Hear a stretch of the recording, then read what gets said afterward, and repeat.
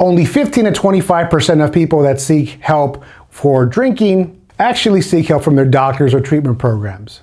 66 to 75% of risky drinkers made positive changes on their own, including achieving abstinence. That's according to one study published by the National Institute of Alcoholism and Alcohol Abuse. This is in no way saying that people cannot get clean and sober going to a program, but those numbers are pretty rough.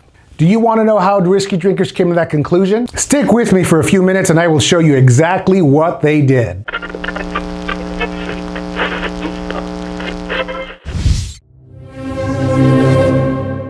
Welcome everyone, I am the Wolf Counselor. These strategies will sound practical and straightforward, and I promise you that they have been used for over 100 years and have helped many people to make changes from problematic behaviors, including drinking and drug use. Quick disclaimer, just because this worked for 75% or up to 75% of people does not necessarily mean that it's going to work for you. According to the National Institute of Health, risky drinkers categorize differently for men and women.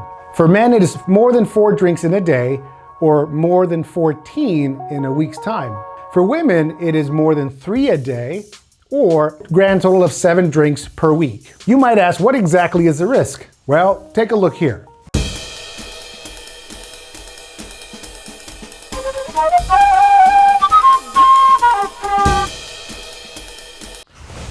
Hope you had time to capture all that. Now it's time for business. Wolf business, that is. The first thing they did is they researched how to get off their substance of choice or their drug of choice. You are likely doing this right now. Hence, YouTube directed you straight to this channel, to this particular topic. People purchased books, workbooks. They climbed on the search engine and typed in how to get sober or how to get clean from that drug. Due to the potency and strength of some of these substances, you may not be able to stop using it abruptly. There are 2 substances that are likely to cause death or major complications if you stop cold turkey.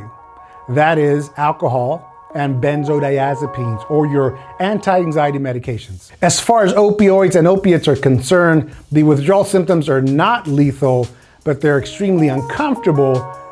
I've heard few cases where it has been somewhat troubling, but that's when someone has had a pre-existing condition, whether that be for seizures or heart conditions. The second thing they did was they committed to a time of abstinence. There was much experimentation and slowly pushing themselves to the limit to see how long they can go without using. Instead of fixating on the idea that one must achieve this the first go around, there was a clear understanding in the beginning that this process might take multiple attempts. Adopting this mentality allowed room for trial and error without self-sabotaging and giving up completely, saying, this did not work for me. As a result, confidence built over time and people achieved a significant period of abstinence. And the third thing people did was they stayed busy and or distracted. This is a fundamental strategy when trying to stop a behavior, including problematic drinking or drug use.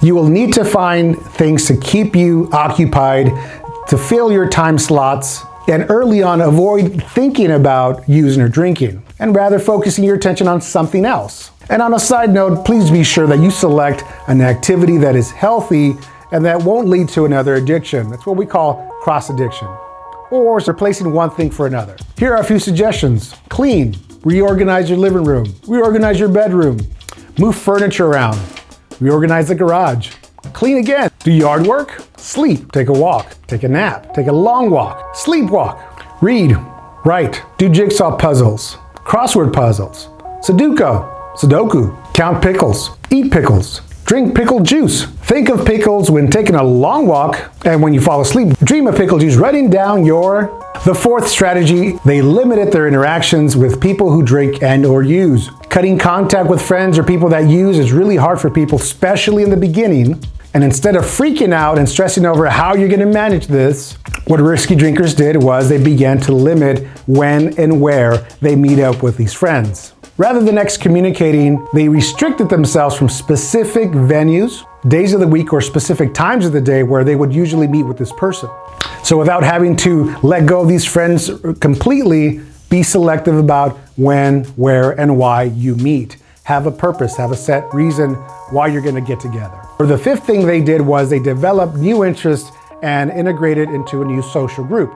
These pursuits are essential components for satisfying our need to belong. Participation in such activities does not necessarily mean that they have to be recovery related, but have been known to be suitable replacements for the gaps left behind a drinking or drug use lifestyle. These newly adopted interests range from workout groups like yoga, CrossFit, martial arts, some cases church groups, hobbies, book clubs, volunteerism, and many others. Number 6, they found healthy ways of rewarding themselves. Instead of celebrating for a hard week's worth, risky drinkers began to reward themselves by going out for ice cream, going to a movie, a nice dinner, taking a weekend trip, saving their drinking money to purchase a bigger ticket item.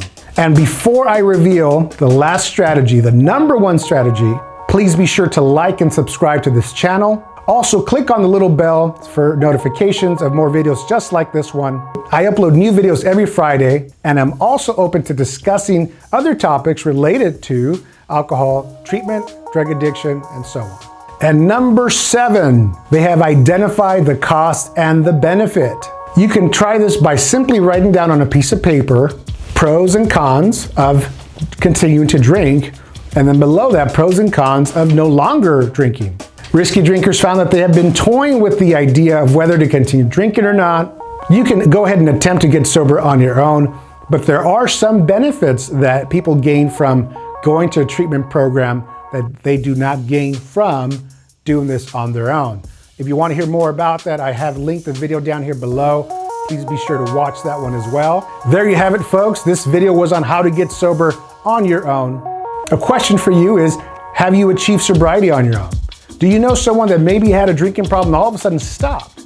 If so, did they use some of the points we talked about in this video? If not, please tell us what they did so we can share this information with all of those that are trying to get sober on their own. Leave it in the comments section. Also, again, be sure to like and subscribe to this channel. Follow us on social media as shown down here below. I am The Wolf Counselor, and you've just watched Intelligent Sobriety channel.